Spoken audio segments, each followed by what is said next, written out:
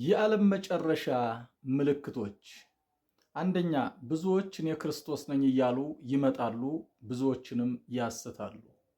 እዚህ ላይ ልብ ልንል የሚገባን እኔ ክርስቶስ ነኝ እያሉ ይመጣሉ የሚለው ክርስቲያን ነን እያሉ ይመጣሉ ማለት ነው።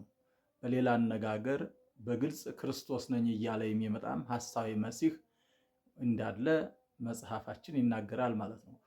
ሁለተኛ፣ ጦርነትን የጦርንም ወሬ ትሰማላችሁ። በየቦታው ጦርነት ይሆናል ማለት ነው።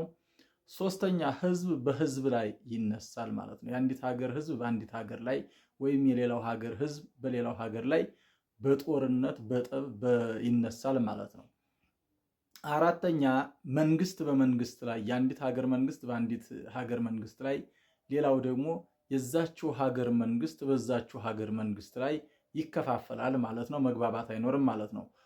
አምስተኛ፣ እራብ ይሆናል። ስድስተኛ፣ ቸነፈር ይሆናል ማለት ነው። ሰባተኛ፣ የምድር መናወጥ። የምድር መናወጥ ማለት የመሬት መንቀጥቀጥ ማለት ነው። በየቦታው የምድር መንቀጥቀጥ ይሆናል ማለት ነው፣ ወይም መናወጥ ይሆናል ማለት ነው።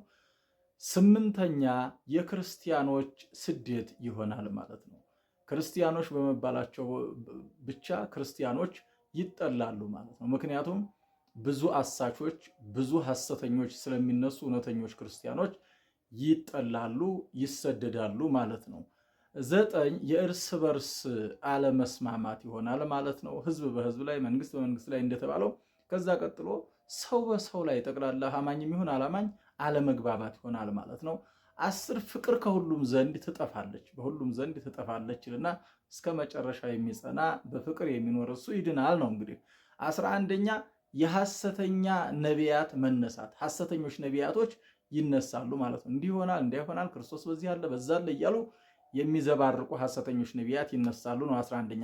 12ኛ፣ የመንግስት ወንጌል በሁሉም አህጉር በሁሉም ሀገር ይሰበካል ማለት ነው። ይሄ ይቅርና ወንጌልን በማያምኑ ሰዎች እንደ አህዛብ በሚባሉት ዘንድ በየሁሉም ቤት ገብቶ ወንጌል ይሰበካል ማለት ነው። ለምንድን ነው ወንጌል በሁሉም ቤት የሚሰበከው ከተባለ ያላመናችሁብኝ ለምንድን ነው ብሎ ሲጠይቃቸው ኋላ መምህራትን ሲሉ ያኔ ወንጌል በቤታችሁ መጥቶ ለምን አንብባችሁ አላመናችሁም ለማለት በማያምኑ ሰዎች ክርስቶስ አምላክ መሆኑን በማያምኑ ሰዎች ቤት ሳይቀር ወንጌል ይሰበካል ተብሏል። 12ኛው ማለት ነው።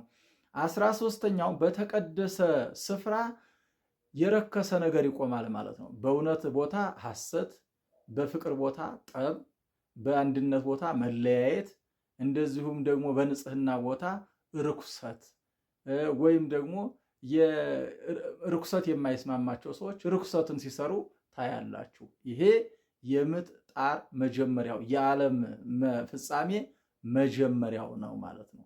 እና ስለዚህ እነዚህን እና የመሳሰሉትን የማቴዎስ ወንጌል ምዕራፍ 24 ከቁጥር 3 እስከ 44 ድረስ ያሉትን በጥንቃቄ አንብቡ። አሁን ያለንበት ዘመን ለጌታችን ለኢየሱስ ክርስቶስ መምጣት እየቀረበ ነው ወይስ እየቀረበ አይደለም የሚለውን ማየት፣ መመርመር፣ መገንዘብ ያስፈልጋል ማለት ነው። እና ፍቅር በአባትና በእናት፣ ፍቅር በልጅና በአባት፣ በልጅና በእናት፣ ፍቅር በአማትና በምራት መካከል ይጠፋል ተብሎ ተነግሯል። አሁን አለ የለም? እንስማማለን አንስማማም? ሐሰተኞች ነቢያት ተነስተዋል አልተነሱም? ወይስ አሉ የሉም?